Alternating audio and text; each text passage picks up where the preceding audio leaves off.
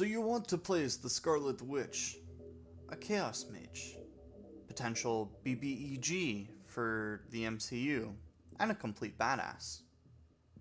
Yeah, sure, I'm in. Welcome back to Luke's Homebrew, everyone. This is the second video in a series of videos where I convert our favorite characters from pop culture into D&D 5e. Let me know in the comments who you want to see next. But let's get into this build. Wanda is classified in both the comics and the MCU as a sorceress that controls probability, randomness, and is able to create matter and energy from nothing.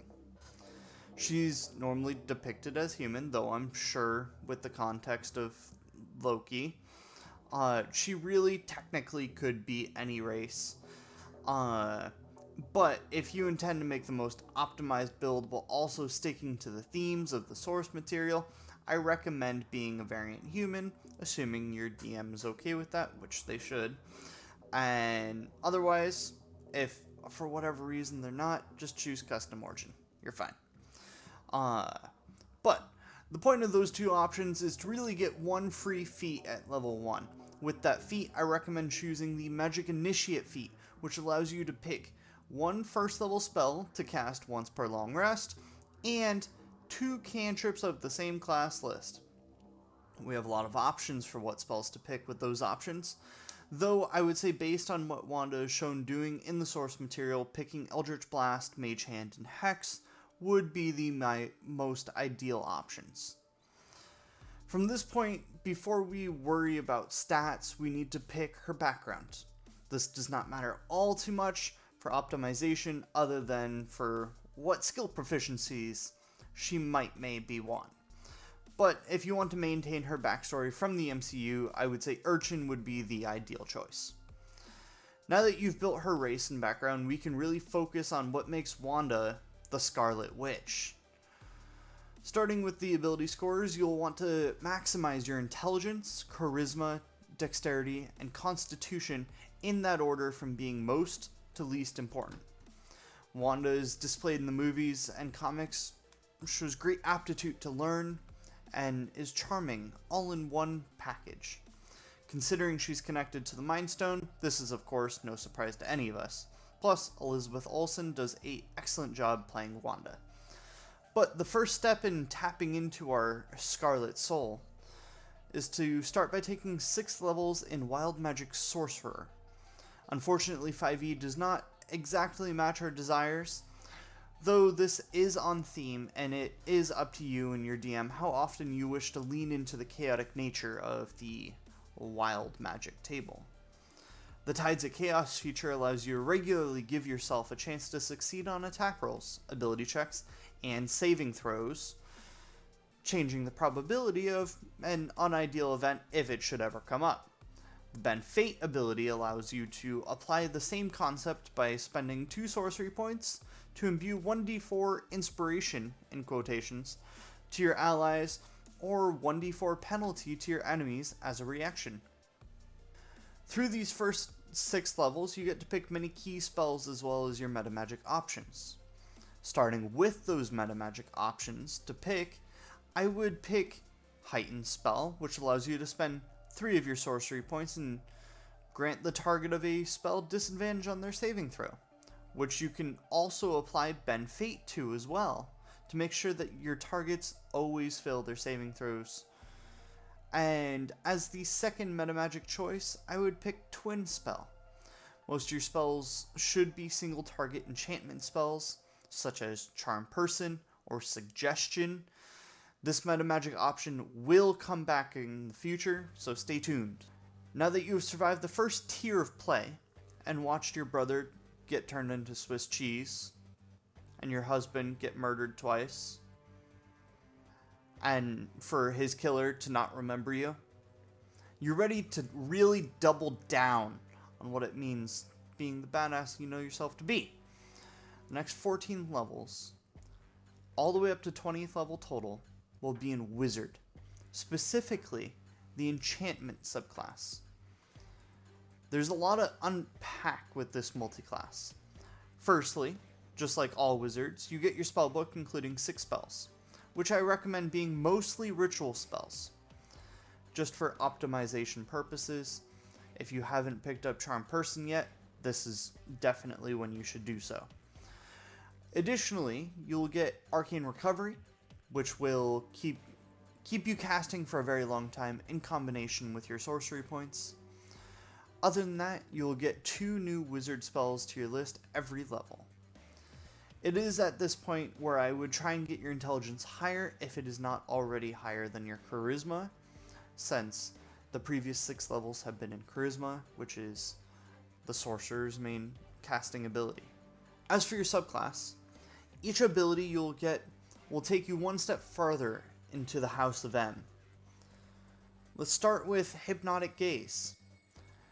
This is a unlimited use charm effect, whose only constraint is that if the creature fails or succeeds on their initial save, they are immune to the effect until your next long rest, and it has a 5-foot range.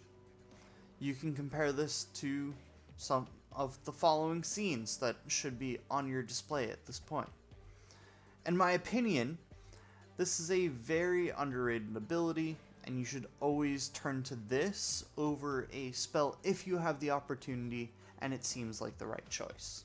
Following that is the insanely powerful 6th level Instinctive Charm. Reading: whenever a creature within 30 feet of you makes an attack roll, you may use your reaction to have them make a wisdom saving throw against your spell save DC, or be forced to attack the nearest other creature. Again, this is unlimited, with the only constraints being that they are immune to this effect if they succeeded their initial save, or are immune to charm. Do not forget to use this feature unless you're planning on pulling a Scanlan short halt. The 10th level ability, Split Enchantment, it's forgettable. Don't worry about it. Alright, I'm kidding. It's insane. In conjunction with Twin Spell Meta Magic, you can get 3 creatures with the casting of 1 spell. This is game changing in terms of action economy, and allows you to pretty much walk into any establishment you want and control the minds of everyone you see while inside. I would be remiss to also add that because we are only 6 levels in Sorcerer, we would be unable to triple cast Power Word Kill. Though, you could still cast triple cast spells such as Otto's Irresistible Dance, or to be more on theme, triple cast Dominate Person. But lastly, for those that wish to make a safe space and need to puppet a few people to keep your fake family seeming real, Alter Memories is the ability you are looking for. You're able to make people forget some of the miserable time they spent under your control, so you can leave unchallenged, just like WandaVision. At this point, you are a level 20 Nexus being, who has earned the title of Scarlet Witch. But what about the lessons and objects you picked up on your way here? I recommend for you aspiring witches out there to keep your eyes out for these magic items in your trials and tribulations. A Rod of Charming would be a good source of extra charm effects for you to take advantage of, so that you can save on some of your spell slots for more dire situations. Though you should talk to your DM about making this a circlet instead of a rod, and perhaps make it M-shaped and you wear it on your face. Next, since you're getting Eldritch Blast at level 1 without selling your soul, you're going to need Illusionist Bracers. Even though the name is deceiving, you're going to be able to double and triple cast all of your best spells. Bully your DM. They deserve it for giving you a rod instead of a circlet. Lastly, a Cape of Montebank would be on theme and on color, and be a useful tool to keep you safe at all times, being able to cast Dimension Door once per long rest. And, should you find it in your campaign, the Book of Vile Darkness may be a good replacement for the Darkhold. Who knows? Maybe Billy will show up next week as a Mr. Doctor to try and save you from it. Your spell selection should be self-explanatory other than what I've already specifically notated, Though make sure to pick up Mass Suggestion, Telekinesis, Charm Person, Suggestion, Wish, and Power Word Kill to stay on theme and min-max and optimize to the best of your ability. As for ability score improvements, you should try and get your Intelligence and Charisma up to 20 as soon as possible. Though should you decide to pick feats instead, I think Warcaster and the telekinetic feats would be ideal for thematics and optimization. Thank you all very much for watching this far. I really enjoy making these videos like this, and I hope you enjoy watching them. They take a lot of effort and late nights after work to edit and write up and speak into, so if you could just leave me a like or a comment on who you want to see next, it would mean a lot to me. But don't forget to subscribe for more, check the links out in the description, and I'll catch you next time. Bye.